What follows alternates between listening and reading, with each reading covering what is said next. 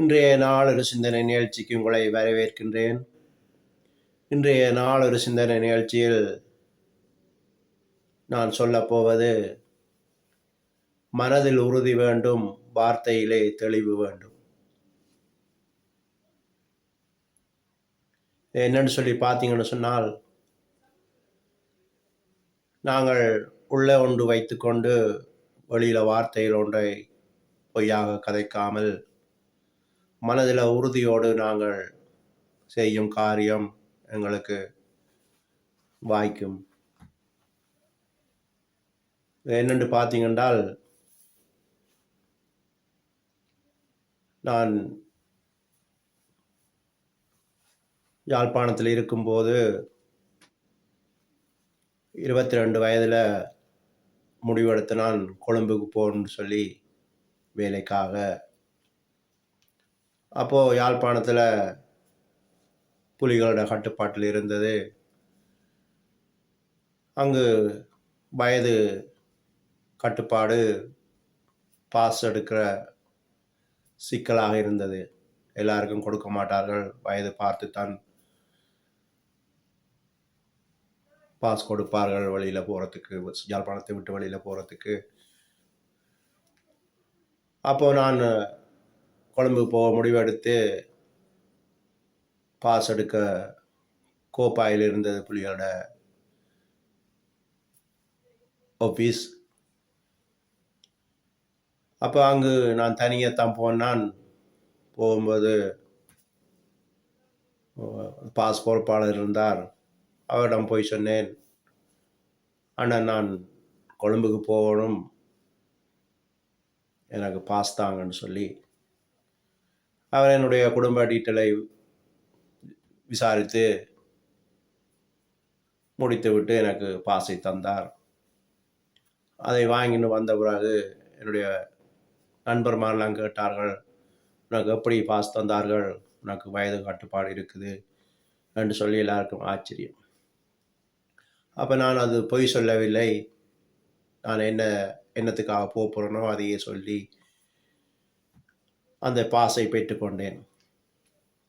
இதே மாதிரி நான் சவுதியிலிருந்து 97ஆம் ஆண்டு திரும்பி வந்து வன்னிக்கெல்லாம் போய் திரும்ப வவுனியாவுக்கு வந்து கொழும்புக்கு போகிறதுக்கு பாஸ் கேட்டால் பாஸ் தரமாட்டேன்னு சொல்லிட்டார்கள். வவுனியாவில் கோழிக்கூடுன்னு சொல்லி ஒரு கேம்ப் இருந்தது. அங்கே போய் கேட்க சொன்னார்கள். அங்கே போனால் ப்ரௌன் வீதிக்கு போகணுன்னு சொன்னார்கள். அங்கே போய் கேட்டால் இல்லை கோழிக்கூட்டில் போய் வாங்கன்னு சொல்லி. அங்கே போனால் சொன்னாங்க இல்லை ரயில்வே ஸ்டேஷனில் போய் கேளுன்னு சொல்லி. இப்படியாக ஒரு மாதம் அலைந்து திரிந்தேன். திரிந்து விட்டுட்டேன். வவுனியாவில் இருந்த நான்.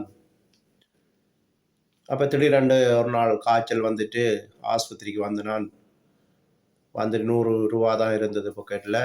ஆஸ்பத்திரியில் வந்து காட்டிட்டு, நான் கொழும்புக்கு போகிற ஐடியாவே இல்லை, ஆனால் போக வேணும், பாஸ் இல்லை. அப்போ ஆஸ்பத்திரியில் வந்து காட்டி போட்டு சும்மா போய் கேட்டேன் ப்ரௌன் வீதியில், எனக்கு நான் கொழும்புக்கு போகணும், பாஸ் தாங்கன்னு சொல்லி. அதே மாதிரி அவர்கள் சொன்னார்கள், இல்லை நீ போய் கோழிக்கூடோ அதெல்லாம் போய் கேளுன்னு சொல்லி. அவர்கள் சொன்னாங்க, இல்லை நீ அங்கே போய் கேளுன்னு சொல்லி. இப்படியாக 3 இடத்துல அலைந்து திரிந்து போட்டு பிறகு சொன்னார்கள், நீ போய் ரயில்வே ஸ்டேஷனில் கேளுன்னு சொல்லி. அப்போ நான் வந்து ரயில்வே ஸ்டேஷன் வாசலில் முன்னுக்கு போலீஸ்காரன்ன்றவர், அவர்கிட்ட போய் சொன்னேன், நான் கொஞ்சம் சிங்களம் கதைப்பேன். அவர்கிட்ட கேட்டேன், ஒயாக்கு மாத்தையாவை வளண்டோன்னு சொல்லி, உங்களுடைய பெரியவரை பார்க்கணுன்னு சொல்லி. அப்புறம் அவர் நேராக அப்படியே முன்னுக்கு கை காட்டினார். ரயில் எடுக்கிற அந்த வாசலில் உள்ளுக்கு காட்டினார், இவர் தான்னு சொல்லி. அப்போ நேராக முன்னு நடந்து போயிட்டு அந்த போலீஸ்கார பெரியவரோடு சிங்களத்திலாம் கதைச்சேன். மாத்தியா மாமா போட்ட கத்தாகணுன்னு. அப்போ நான் உங்களுக்கு கொஞ்சம் கதைக்கணும்னு சொல்லி அவர் நிமிர்ந்து பார்த்தார். ஒரு நிமிஷம் பார்த்து விட்டு தலையாட்டினார். அப்போ நான் சொன்னேன், நான் சவுதியிலேருந்து வந்த நான் சிங்களத்திலே சொன்னேன் மாமா பிட்டரட்டெந்திலாவே அவிலா வன்னி பக்கம் போனான் போயிட்டு இப்போ வந்து நிற்கிறேன், திரும்ப கொழம்புக்கு போகணும், பாஸ் தரையில்லைன்னு சொல்லி சிங்களத்தில் சொன்னேன். சொல்ல அவர் திரும்ப ஒரு நிமிஷம் யோசிச்சு விட்டு அந்த பாஸ் கொடுக்குற போலீஸ்காரியை கூப்பிட்டு மேட்ட பாஸ் தண்டுன்னு சொன்னார். அப்போ அவள் உடனே கொழம்புக்கு போகிறதுக்கு பாஸை தந்துட்டான். எனக்கு அந்த ஐடியாவே இல்லை. ஆனால் 100 ரூபா தான் டிக்கெட். அதை கொடுத்தா அப்போ நான் சொன்னேன் பஸ்ஸே வாரன்னு சொல்லி, பிறகு வாரன்னு சொல்ல அவள் சொன்ன மனோதவையை கத்தாக்கணுன்னுட்டா. சரி உடனே இப்படி சொல்கிறாள்னு போட்டு அந்த 100 ரூபாயை கொடுத்து டிக்கெட்டை வாங்கிட்டு போக சொன்னால் உடனே போய் ட்ரெயினில் ஏறி கொழம்புக்கு போயிட்டேன். ஓவனியால் சொல்லவும் இல்லை. இங்கே அம்மாக்கள் எல்லாம் தேடினோம் வவுனியால். பயங்கர பிரச்சனையான காலங்கள் தேடினோம். நான் கொழம்புக்கு போயிட்டேன். அடுத்த நாள் 10 மணிக்கு கோல் வருது, திரும்ப வவுனியாவுக்கு வரணும்னு சொல்லி.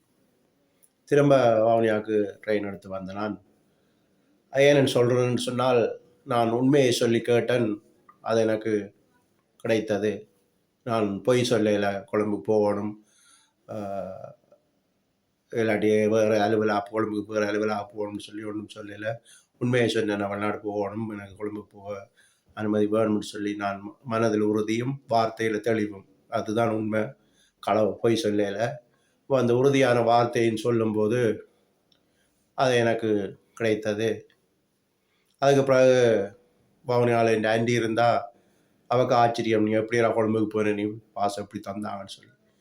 இப்படியாக ஆச்சரியப்படத்தக்கதாக எங்களுக்கு நாங்கள் நேர்மையாகவும் மனதில் உறுதியோடும் இருக்கும்போது கடவுள் எங்களோடு கூட இருந்து எங்கள் தேவைகளை சந்திப்பார். அதனால தான் சொல்லுகிறேன், ஒளிவு மறைவில்லாமல் நீங்கள் எதை நினைக்கிறீங்களோ அதை சொல்லும்போது அது உங்களுக்கு நடக்கும். மனதில் ஒன்றை நினைத்து கொண்டு ரெண்டை செய்யாமல் ஒன்றே நினைத்து எதை நினைக்கிறீங்களோ அதை நீங்கள் வாயால் சொல்லும்போது அது உங்களுக்கு கைகூடி வரும்